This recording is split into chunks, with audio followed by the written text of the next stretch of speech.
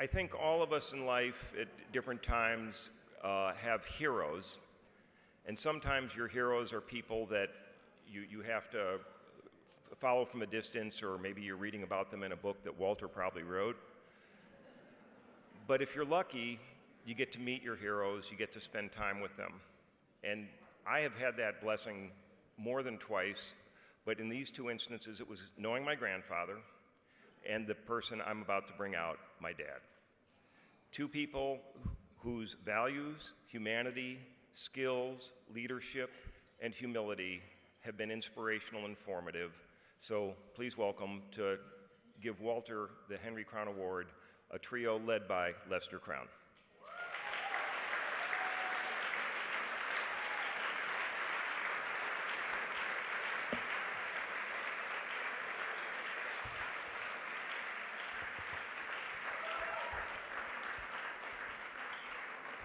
You know,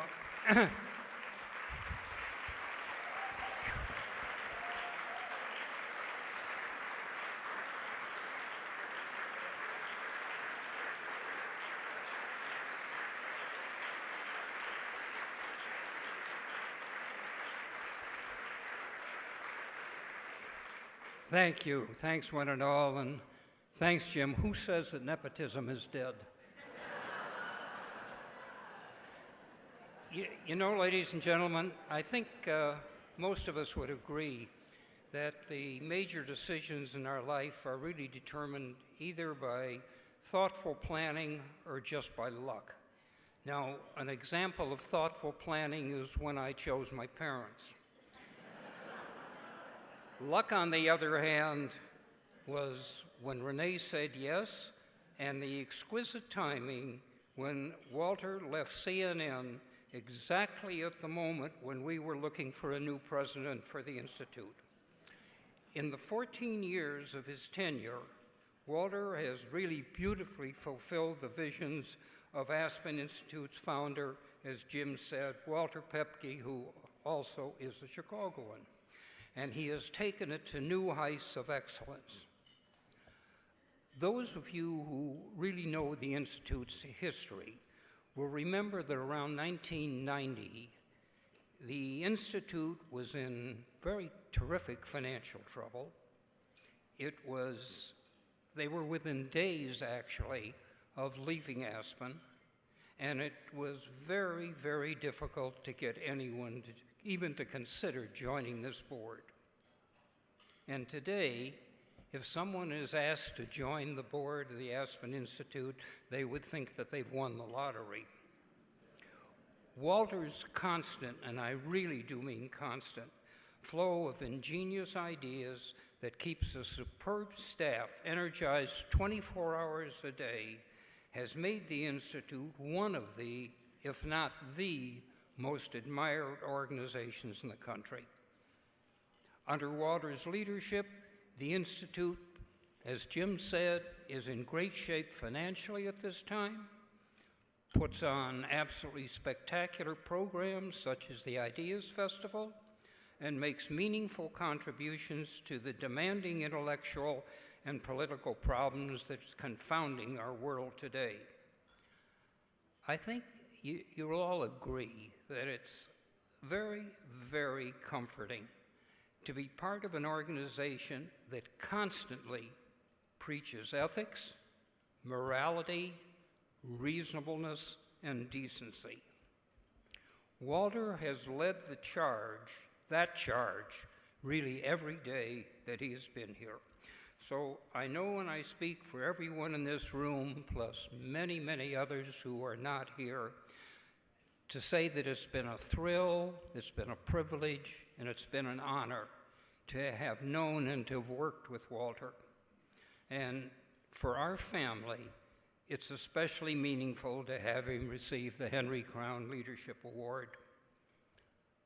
My dad and Walter are really two of the finest human beings that I have ever known, and they deserve to be linked to each other. So Walter, I speak for so many others when I present you tonight with the Henry Crown Leadership Award for 2017.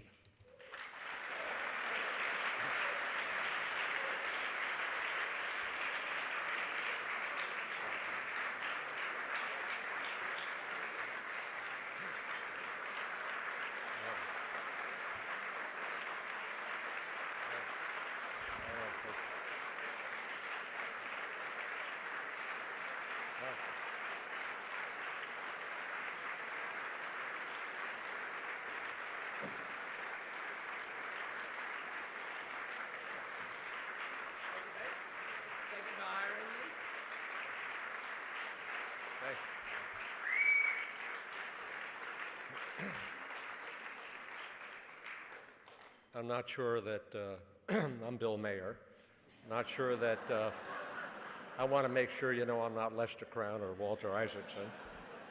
Following Lester is no easy feat.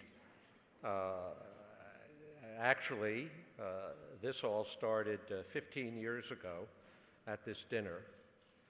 I was the chair, and as Lester was saying, the Institute was not in the greatest in shape, and we were in a search for a new CEO. And somebody pulled me over and introduced me to Walter and his wife, Kathy. And after that, I said, well, that's a pretty interesting guy. And about a week later, I talked to Jerry Levin, who at the time was Walter's boss. He was the CEO of Time Warner and also on the Aspen Institute board. And I got sort of a lukewarm okay, you can call him. And I called Walter in Atlanta, and it was a whirlwind courtship, which lasted less than 2 months. And on January 18th of 2003, we announced Walter would be the next CEO of the Institute. None of us, of course, could have predicted how it did turn out. And so we know that Walter did a great job. Lester went through that. But I always say to myself, but why is he different and who is he? So we know that he's very bright. Well, a lot of bright people in the room. We know he's very articulate. A lot of articulate people in the room. We know he's driven. Well, half of the room is driven. He's focused, and he definitely gets things done. But there is something else in my mind. Walter has a sight where he sees things differently than certainly I do, and I believe most of the people in this room do. He has a way of connecting disparate and different people and events in a most unusually creative way to form a narrative that we can all understand, something that we couldn't understand before. And I think of your Einstein book when you were talking about relativity, and I was just saying for about 10 seconds I thought I had it. But you had it to write. And so there's something about Walter and where is he? So he doesn't see around a corner. Okay. And he talks about innovation. And he talks about the intersection of art and science. Frankly, I think he's comfortable talking about that because where Walter is. And at the far side of innovation, I believe there is disruption, and I think that is where Walter is at his best. So that's who I think Walter is, and I think that is why he is different. My last note is that a long time ago I sat next to someone who was well in his 80s, and he was a monk. And I asked him, did you guys ever retire? And he said, why would you ever stop doing what you like to do? And every once in a while in your life, you hear something, you say, I better write that down. So for Walter, what you really have to do is not stop doing what you like to do. Thank you. Thank you very much.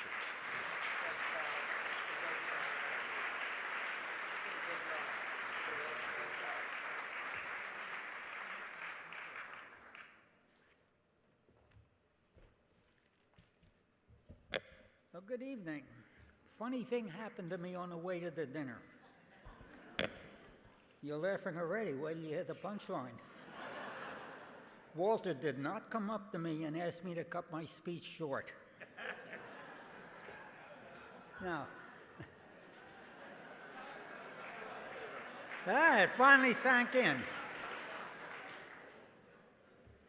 Bill Mayer and Lester have waxed eloquently on the virtues of Walter. There's very little I could add. It would be foolish for me to try to outdo them. But therefore, I'll just tell you a little bit about the award itself. The Henry and Gladys Crown the Henry Crown Fellowship and the Henry Crown Leadership Award were created because of a stipulation in the will of Gladys Crown, which established the Henry and Gladys Crown Charitable Trust. Gladys stated, Henry Crown, the grantor's late husband, gave freely of his time, energy, and love to worthwhile causes for all the years of his adult life. However, his vast charitable good works do not adequately reflect the true spiritual depth and human character of Henry Crown. His firm belief was always that to achieve any goal, there could be no compromise with integrity, hard work, perseverance, infinite patience, and unflinching loyalty. His philosophy of giving was always that it must be of oneself. She further stated, Henry never sought public acclaim for the visible contributions he so generously made in all walks of life, and much recognition for his deeds has been designated to others in accordance to his own wishes. It is the grantor's fervent wish, therefore, that the trustee of the Charitable Trust Fund promptly proceed with the request that the undertaking described above be only in the name of the grantor's late husband, Henry Crown.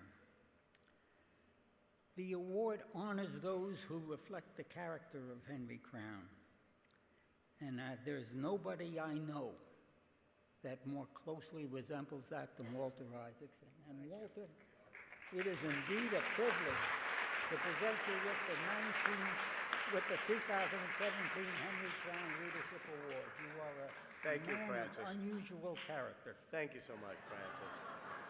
and you can now hold it as your own. Thank you, Sal. Thank you very much. Thank you, Bill. Thank you, Francis. Let me start by thanking the person who's been at my side for this entire journey and has been a co-pilot, or maybe I've been the co-pilot, Kathy Isaacson, my wife.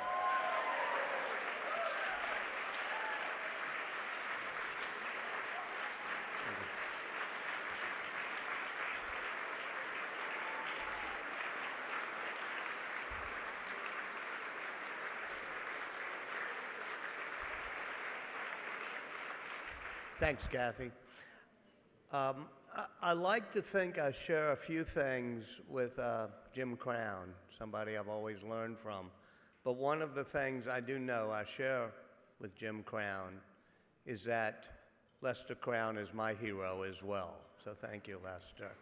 Up there with my own father, who I wish could have been here today, a kindest person, the nicest person, and a person of deep values. Lester, you remind me of my father, which is one of the best things I can say about anybody. In fact, I wanted to say that it's been such an amazing honor to have been able to work with the Crown family and Lester Crown and try to absorb the values over the past 15 years that you represent.